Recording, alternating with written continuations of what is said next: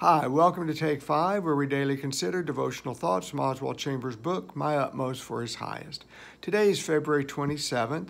The title of today's devotional is The Impoverished Ministry of Jesus.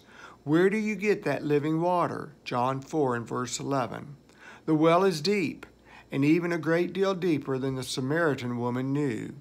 This is how Dr. Chambers opens today's devotional. Chambers begins to address the truth of deep wells in each of and all of us. He says, think of the depths of human nature and human life. Think of the depth of the wells in you. Have you been limiting or impoverishing the ministry of Jesus to the point that he is unable to work in your life? At this point, all his readers begin to wonder what these deep wells within each of us are.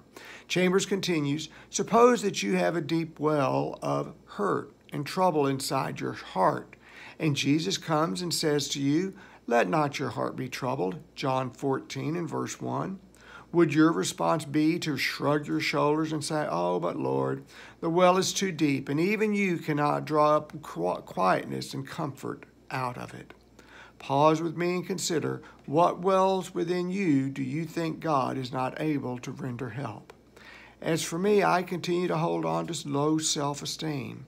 I just don't see how God can love someone like me. I've been such a bad person. You may too have a well of inferiority or worry or guilt, shame, doubt, perhaps a continued bitterness or hatred regarding some matter.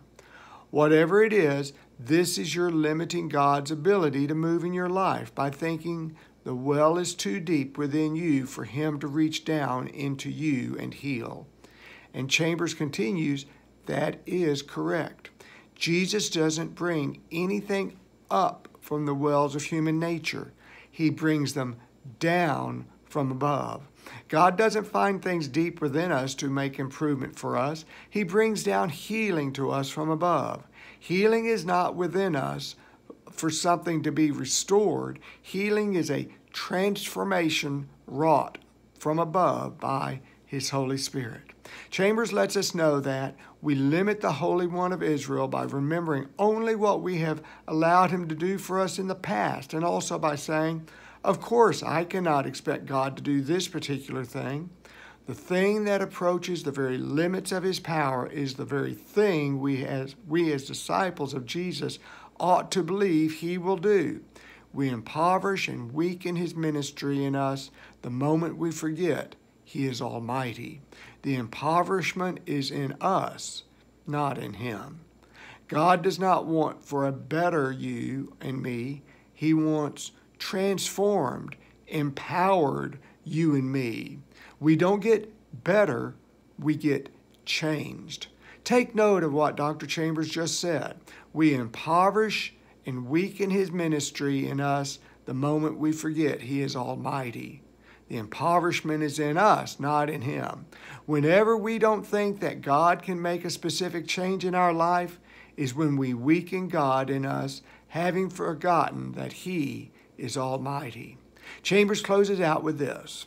The reason some of us are such poor examples of Christianity is that we have failed to recognize that Christ is almighty. We have Christian attributes and experiences, but there is no abandonment or surrender to Jesus Christ. When we get into difficult circumstances, we impoverish His ministry by saying, of course He can't do anything about this. We struggle to reach the bottom of our own well, trying to get water for ourselves. Beware of sitting back and saying, it can't be done. You will know it can be done if you will look to Jesus. The well of your incompleteness runs deep, but make the effort to look away from yourself and look toward Him. If you haven't yet read today's devotional from Dr. Chambers' book, I encourage you to do so, for it will enhance the time that we spend together. It's available free online. Please be sure to submit any questions or comments also that you may have over today's devotional, and please submit prayer requests as well. And now may God's grace and peace be ours as we seek to live our utmost for His highest. God bless you. Thank you for being here today. We'll see you tomorrow. Have a great day. Bye now.